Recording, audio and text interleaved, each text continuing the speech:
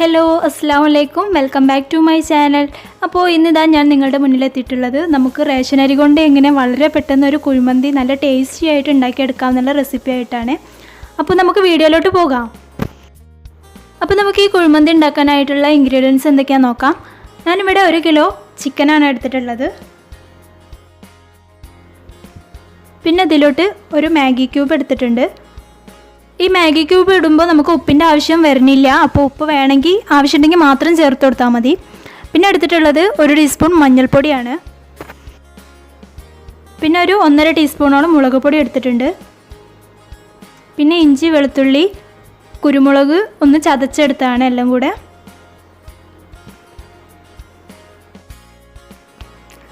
ഇനി നമുക്ക് ചിക്കൻ ഒന്ന് മാഗ്നേറ്റ് ചെയ്ത് വെക്കണം. അതിനായിട്ട് ഒരു ബോൾ എടുത്തിട്ട് ചിക്കനിലോട്ട് നമ്മൾ ഈ മസാലകളെല്ലാം കൂടി ഒന്ന് ചേർത്തിട്ട് നന്നായിട്ടൊന്ന് മാഗ്നേറ്റ് ചെയ്ത് വെക്കുക.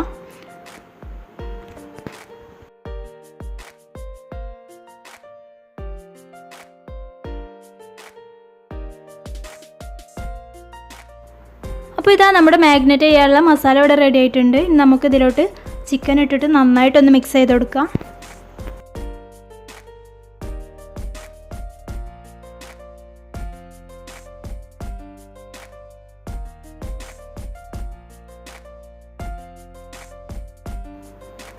അപ്പോൾ ചിക്കൻ നന്നായിട്ട് മസാലയിൽ തേച്ച് പിടിപ്പിച്ചിട്ടുണ്ട്. ഇനി നമുക്കിതൊരു 2 മണിക്കൂറോളം റെസ്റ്റ് ചെയ്യാൻ വേണ്ടിയിട്ട് മാറ്റി വെക്കാം. മസാല ഒക്കെ ഇതിൽ നന്നായിട്ട് പിടിക്കാൻ വേണ്ടിയിട്ട് ഇതൊന്ന് മാറ്റി വെക്കാം. ഇനി ഞാനിതാ ഇവിടെ റേഷൻ അരിയാണ് എടുത്തിട്ടുള്ളത്. റേഷൻ അരി വെള്ളത്തിലിട്ടിട്ട് ഒരു 2 മണിക്കൂർ കുതിർത്തെടുത്ത റേഷൻ അരിയാണ്. ഇനി ഇത് നമുക്കൊന്ന് വേവിച്ചെടുക്കണം. അപ്പോൾ ഇതാ 2 മണിക്കൂർ ആയിട്ടുണ്ട്. നമ്മുടെ ചിക്കന് നല്ലോണം റെഡി ആയിട്ടുണ്ട്. നല്ല ഉപ്പും മസാലയൊക്കെ ഇതിൽ ചിക്കനിലിട്ട് നല്ലോണം പിടിച്ചിട്ടുണ്ട്. ഇനി നമുക്കിത് ഒരു പാത്രത്തിലോട്ട് മാറ്റാം.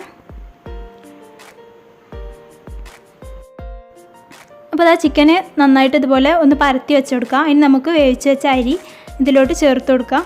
അപ്പോൾ അരി വേവിക്കുന്നതിൻ്റെ വീഡിയോ ഞാൻ എടുത്തിട്ടില്ല. അപ്പോൾ ഏകദേശം ഒരു പകുതി വേഗമാകുമ്പോൾ നമ്മൾ അരി ഊറ്റണം. എന്നിട്ട് ഇതിൻ്റെ മുകളിൽ ഇട്ട് കൊടുക്കാം. ഇത് നമ്മളൊരു പാത്രം വെച്ചിട്ട് ജസ്റ്റ് ഇതൊന്ന് നമ്മൾ കനലിടാൻ വേണ്ടിയിട്ട് ഒരു പാത്രം വെച്ചിട്ട് അതൊന്ന് ജസ്റ്റ് ഒരു കുഴി പോലെ ആക്കി വെക്കാം. ഇനി നമുക്ക് ഇതിൻ്റെ മുകളിലോട്ട് സൺഫ്ലവറിൽ ഞാനൊന്ന് തൂമിച്ചെടുത്ത ഒരു കുരുമുളക്, കറുവപ്പട്ട, ഗ്രാമ്പൂ, കറിവേപ്പില ഇതെല്ലാം കൂടെ ഒന്ന് സൺഫ്ലവർ ഓയിലിൽ തൂമിച്ചെടുത്തതാണ്. അത് ഈ ചോറിൻ്റെ മുകളിലോട്ട് നമുക്ക് ഒഴിച്ചു കൊടുക്കാം.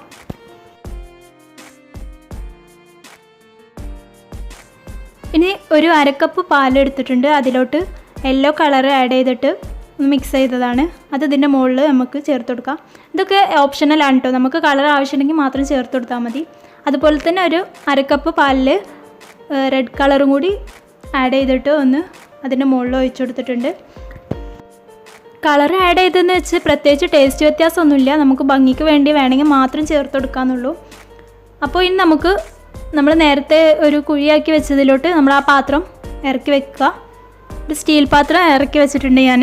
നമുക്ക് നമ്മുടെ പാത്രത്തിന് പറ്റിയ ആ ചോറിൽ ഇറങ്ങി നിൽക്കാൻ പറ്റിയ ഒരു പാത്രം വെച്ച് കൊടുക്കാം. എന്നിട്ട് അതിൻ്റെ ഉള്ളിലോട്ട് നമുക്ക് തീക്കനലിൽ ഇട്ട് കൊടുക്കാം. ഇനി നമുക്ക് ഈ തീക്കനലിലോട്ട് കുറച്ച് ഓയിൽ ഒഴിച്ചു കൊടുക്കാം.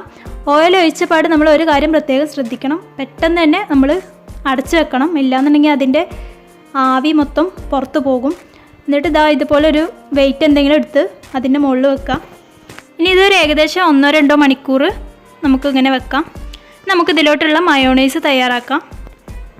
അപ്പോൾ അതിനായിട്ട് ഞാനിവിടെ കുറച്ച് വെളുത്തുള്ളി എടുത്തിട്ടുണ്ട്.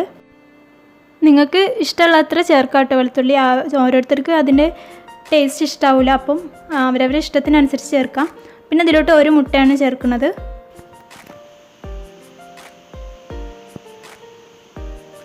പിന്നെ ആവശ്യത്തിനുള്ള ഉപ്പ് ചേർത്ത് കൊടുക്കാം. പിന്നെ കുറച്ച് വിനാഗിരി ചേർത്ത് കൊടുക്കുന്നുണ്ട്.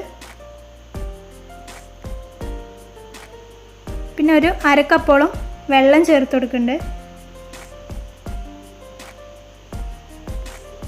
പിന്നെ നമുക്ക് ഇതിലോട്ടും വേണ്ടത് ഓയിലാണ്, സൺഫ്ലവർ ഓയിലാണ്. അതൊരു 1/2 കപ്പോളം ചേർത്തിട്ട് ഇത് നന്നായിട്ടൊന്ന് അടിച്ചെടുക്കണം. അപ്പോൾ ഇതാ നമ്മുടെ മയോണൈസ് ഇവിടെ റെഡി ആയിട്ടുണ്ട്. അപ്പോൾ ഞാനിത് വല്ലാണ്ട് തിക്കാക്കി എടുത്തിട്ടില്ല. ഇത് കുറച്ച് ലൂസായിട്ടാണ് എടുക്കുന്നത്.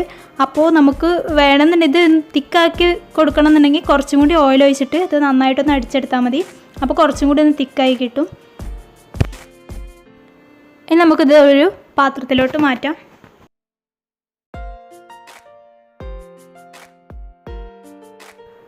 അപ്പോൾ ഇനി നമുക്ക് ഒരു തക്കാളി കൊണ്ടൊരു ചട്നി ഉണ്ടാക്കിയെടുക്കാം. അപ്പോൾ അതിനായിട്ട് ഞാനൊരു തക്കാളിയാണ് എടുത്തിട്ടുള്ളത്. ഇത് നന്നായിട്ട് വേവിച്ചെടുത്തിട്ടുണ്ട് ഒരു തക്കാളി. ഇനി ഇതിൻ്റെ തൊലി കളഞ്ഞിട്ടൊന്ന് മിക്സിയിലിട്ട് കൊടുക്കാം. പിന്നെ ഇതിലോട്ടൊരു ചെറിയ പീസ് സവാളയാണ് എടുത്തിട്ടുള്ളത്. പിന്നെ ഇതിലോട്ട് ഒരു പച്ചമുളക് എടുത്തിട്ടുണ്ട്. ഇനി നമുക്കിതിലോട്ട് ആവശ്യത്തിന് ഉപ്പ് ചേർത്ത് കൊടുക്കാം. പിന്നെ കുറച്ച് വിനാഗിരി കൂടി ചേർത്ത് കൊടുക്കാം.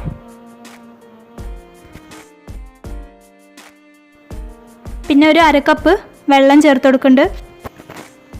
ഇത് നന്നായിട്ടൊന്ന് അരച്ചെടുക്കാം. അപ്പോൾ ഇതാ നമ്മുടെ ടൊമാറ്റോ ചട്നി ഇവിടെ റെഡി ആയിട്ടുണ്ട്.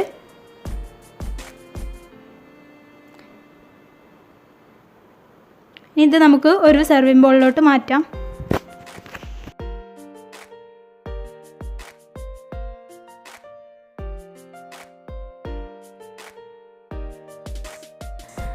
അപ്പോൾ ഇതാ ഏകദേശം 2 മണിക്കൂർ കഴിഞ്ഞിട്ടുണ്ട്. നമ്മുടെ ചോറ് സെറ്റായി വന്നിട്ടുണ്ട്. ഇത് നമുക്ക് നന്നായിട്ട് ഇളക്കിയിട്ട് ഇതൊരു പാത്രത്തിലോട്ട് മാറ്റാം. ഇത് കഴിക്കുമ്പോൾ ഒരിക്കലും പറയില്ല കേട്ടോ, നമ്മുടെ റേഷൻ അരി കൊണ്ട് ഉണ്ടാക്കിയ നല്ല ടേസ്റ്റാണ് ഇത് കഴിക്കാനായിട്ട്. എല്ലാവരും എന്തായാലും ട്രൈ ചെയ്ത് നോക്കൂ കേട്ടോ. ട്രൈ ചെയ്തിട്ട് ഫീഡ്ബാക്ക് കമൻറ്റ് ബോക്സിൽ അറിയിക്കാം. അപ്പോൾ ഫ്രണ്ട്സ്, എൻ്റെ വീഡിയോ ഇഷ്ടമായെങ്കിൽ ലൈക്ക് ചെയ്യാനും ഷെയർ ചെയ്യാനും മറക്കരുത്. അപ്പോൾ അടുത്ത നല്ലൊരു വീഡിയോയിൽ കാണുന്നവരെ ഓക്കെ, ടേക്ക് കെയർ.